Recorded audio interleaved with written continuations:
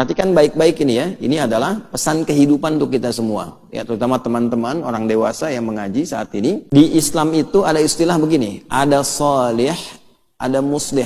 Okay? Ada salih, ada apa? Muslih. Itu kita dapati juga nanti baik dalam Al-Quran ataupun dalam hadis-hadis Nabi Muhammad SAW. Kalau salih itu kebaikan secara pribadi, tidak mengajak orang langsung. Tapi boleh jadi kebaikan itu dilihat oleh orang lain dengan tingkat keikhlasan kita, dengan izin Allah, kesolehan seseorang walaupun tidak mengajak, itu bisa memberikan satu aura positif, pengaruh positif supaya orang bisa melihat dan meniru, walaupun tidak mengajak. Misal, seorang rajin ke masjid tuh, rajin baca Al-Quran. Ada orang lihat dapat hidayah dari Allah, pengen seperti dia, malu.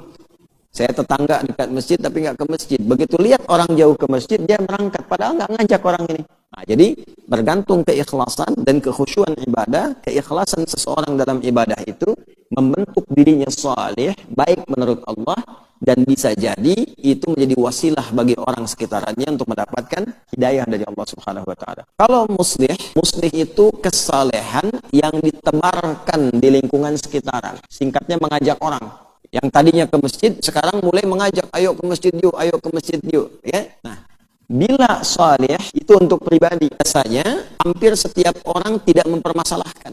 Paling-paling membicarakan. Rajinnya dia ke masjid, ya, sehingga padahal namanya Asep dipanggil Pak Soleh tuh. Ya, Allah Pak Soleh datang misalnya kan.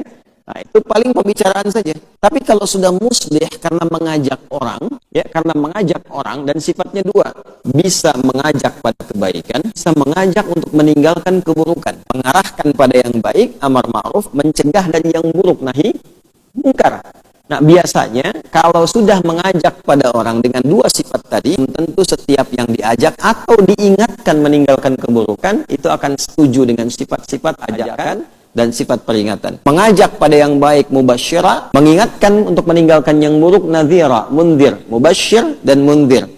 Nah, orang kalau diingatkan belum tentu sepakat, diajak belum tentu mau, ke masjid yuk belum tentu bisa mau.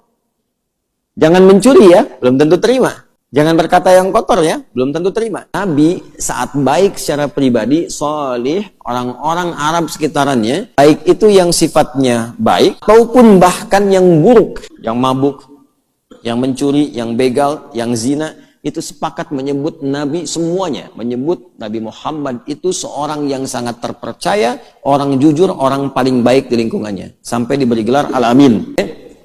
Tapi saat Nabi menjadi muslih, mulai mengajak, maka berubah sebutan itu jadi tuduhan-tuduhan, celaan-celaan, hinaan.